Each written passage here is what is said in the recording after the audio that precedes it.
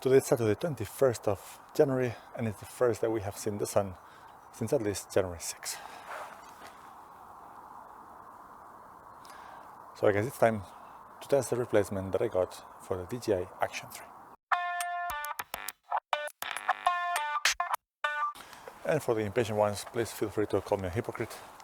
I made a video saying that my previous DJI Action 3 was good enough, and I still stand by it. He says that it was good enough, but not as good as it could be. As usually, the golden standard of how things should look properly is Tamara Gabriel's testing. And her latest video with the DJI Osmo Action 3 basically showed how sharp it can be. And mine really was not as sharp as that one, even if it was not as bad as many other units. Christmas was coming. I could be without the camera for a while. So I was in contact with DJI, sent it from Finland to the Netherlands, and then it came back. The process was about 3 weeks. My original camera was built in September 2022, and they just sent me a brand new replacement built in November 2022. So now the question is this new one without focusing issues? And maybe the final test for this video is this close-up. About 30 centimeters, 35-ish, which should be just above the minimum focusing distance according to the specifications. Is this time this unit and this camera good enough?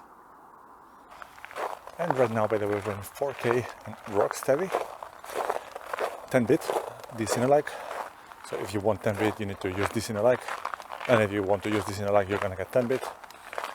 But now there's 3 different levels of stabilization: rock steady plus, and horizon balancing. So we're going to test whether there's any difference or not between the 3 modes. And the field of view is the warp, because I don't like the warpy stuff. Alright, this is rock steady plus, still 4K 25.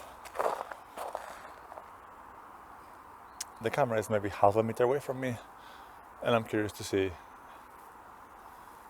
the sharpness of my face. I said that the sun is out. It's already 10 in the morning and it's still this flat.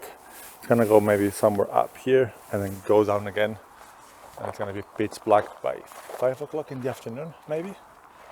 So it's never at any point really up. And even if I saw it about half an hour ago, now it's hidden behind some fog. And the reason I'm telling this, other than the fact that Finland's winter is interesting, is that action cameras need a ton of light, and the sharpness, clarity of the image is definitely impacted by that.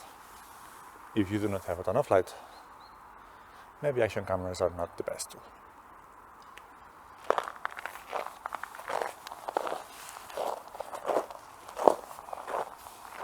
And finally, the last mode of stabilization for these testing purposes. And I will not test unstabilized because there's not that much point of an action camera to the camera. 4K 25 horizon balancing, which means that I can do this. You can't see it, but I was just bouncing the camera side to side, and they should be stable. Now the question is, in addition to being stable, is this sharp enough? There's some fog. I don't know if it is affecting the sharpness or not. But what do you think about my new unit of the DJI Action 3? One interesting thing for me is how hard it is to make this video. Now, since the role change at work, I've been doing more public speaking, but less speaking public, if that means. And I know it looks like I'm absolutely alone in the forest, but I just saw 2 people somewhere in the distance, and I'm very self-conscious. When I was making one video a week, this was a little bit easier, but now the awkwardness is creeping back. So let's see how will this go. But from a vlogging perspective, this is a fantastic, very easy setup. Again, I have it into the DJI selfie stick, which I can do this and get some extra perspective. I'm going to be mixing the Action 3 and the Insta360 for different things. Let's reframe. So I'm going to be mixing the Action 3 and the Insta360 for different purposes. But this combo is fantastic. I don't need to worry about editing the 360 video afterwards.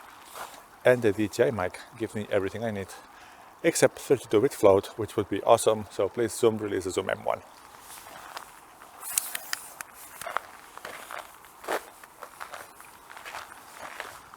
I'm gonna get out of the way because there's a dog coming.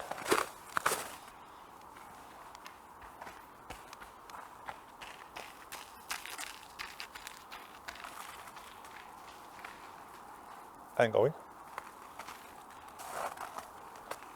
And even with less frequency of videos, I have some plans on what to test with this DJI Action 3. Something I wanted to test when it was released. That was the 10-bit footage, but it took a while for them to release the firmware upgrade. I suppose mostly because they were fighting against themselves and their bad units with focusing issues. But now we have it here. So we're gonna have some tests indoors with control lighting and the color chart from X-Rite. We're gonna do some color grading tutorial as well. And one thing that came up in some earlier videos is the comparison between the Action 2 and the Osmo Action 3. Because even though they should be, as it's been said in many other videos, the same camera, just with different housing, it has many of the same specs. It seemed that some of the different fields of view were actually different, meaning that the warp standard in the Action 3 was looking different than the warp standard in the Action 2, and in theory that should not have been the case. So we're going to put them, both of them, side to side to see where the similarities start and where the similarities end. Another reason that I doubt anymore that they are the same camera unit is the fact that if that would have been the case, they could and should release a 10-bit update also for the Action 2, and that's something that they are not doing. I doubt that it's a processing issue, so I'm just guessing that it's just a different camera altogether. And maybe I am totally wrong.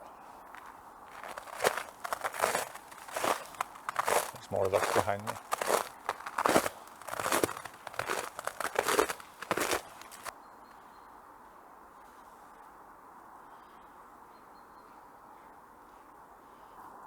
And right now I'm curious of several things. How many of you got an Action 3, kept it, and didn't regret it? How many of you did return it? And if you returned it, did you get a replacement? And was the replacement better? And my original unit was from September 2022. This one is from November 2022. I don't have enough data to say that yes, cameras manufactured after this date or before this date are definitely defective or definitely fine, but it would be interesting to hear your experiences, so that might be useful information for other people watching the video. And the next challenge we're facing is the fact that today is January 2021, but I do not know when will I have time to edit this video and release it. So if you're watching this in March, well, today is still January.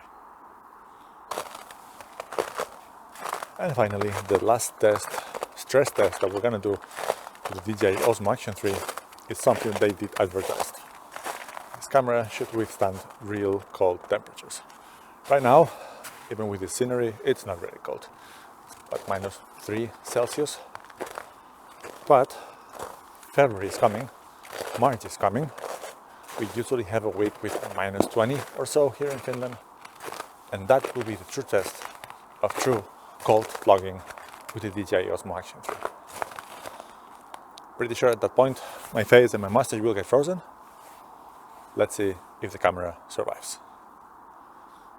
And that will be, by the way, also a stress test of how much this microphone handles the cold. Alright, I can see more dogs and humans coming by. So let's finish this video. I hope you liked it. If you did, please like and subscribe. And we're gonna see you soon for some more content. And hopefully the focus was good enough. Finally, a test at 30 centimeters.